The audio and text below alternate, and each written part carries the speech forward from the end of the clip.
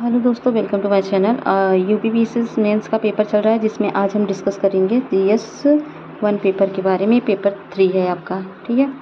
तो इसमें जो जनरल स्टडीज़ पेपर 1 है ये, तो इसमें कुल 20 प्रश्न हैं और खंड ए में 10 क्वेश्चन है और खंड बी में मतलब सेक्शन बी में भी 10 प्रश्न हैं। और पहले जो 1 से लेकर 10 क्वेश्चन है उसको 125 वर्ड में लिखना है और दूसरे वाले को 200 वर्ड में लिखना है। सभी क्वेश्चन अनिवार्य हैं और समय सीमा का ध्यान रखते हुए आपको लिखना होगा।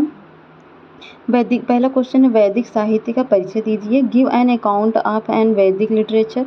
दूसरा है, आधुनिक शिक्षा में सर सैयद अहमद खां के योगदान पर टिप्पणी लिखना है। तो जो सर सैयद अहमद खां है उन्होंने शिक्षा के लिए किस तरह से सब कुछ किया उसके लिए टिप्पणी लिखना है आपको। और स्वतंत्रता प्राप्ति के उपरांत भारत के एकीकरण में सरदार पटेल की भूमिका की विवेचना करना है। किस तरह से उन्होंने हैदराबाद और वगैरह में अपना सैन्य बल का इस्तेमाल करते हुए अपने भारत का एकीकरण किया। लगभग पहले 500 से ज़्यादा रियासतें, मतलब सब कुछ छोटे छोटे टुकड़ों में डिवाइड था ना, उसको जोड़ करके उन्होंने इकट्ठा किया। तो ये किस तरह से सरदार पटेल ने किया वो है। Discuss the role of Sardar Patel in the unification of India after independence. चौथा है, क्षेत्रवाद भारत के विकास में किस प्रकार की बाधाएं उत्पन्न करता है। What kind of hindrances do regionalism create in the development of India. And पाँचवां है, बेरोजगारी भारत में व्याप्त निर्धनता का एकमात्र कारण है। टिप्पणी कीजिए। Unemployment is the only cause for the prevalent poverty in India. तो इस पर कमेंट करना है आपको। और छठवां है, क्या आप सहमत हैं कि भारत में महिलाओं के प्रति अपराध में वृद्धि हो रही है। तो प्रेजेंट का जो भी यह केसेस वगैरह इसमें मतलब डाल सकते हैं, इनपुट कर सकते हो। Do you agree with the statement that crime against women in India is increasing. सातवां, महासागर संसाधनों का भंडार है। संक्षिप्त टिप्पणी लिखना है। Oceans are the store house of resources. तो अभी तो इसमें डेवलपमेंट भी चल रहा है तो आप प्रेजेंट करंट का इसमें एग्जाम्पल डाल सकते हैं। कृषि में मृदा प्रोफाइल एक महत्वपूर्ण भूमिका निभाती है। क्या आप सहमत हैं। Soil profile plays an important role in agriculture. Do you agree. तो सॉइल प्रोफाइल तो आपने पढ़ा होगा। अगला है 9, दक्षिण एशिया में रोहिंग्या शरणार्थी पर प्रकाश डालिए। तो the throw light on Rohingya refugee in South Asia. And 10वां है, 9 नंबर चैनल के सामरिक महत्व एवं संक्षिप्त टिप्पणी लिखना है। Right A short notes on 9 number channel, it's strategic importance.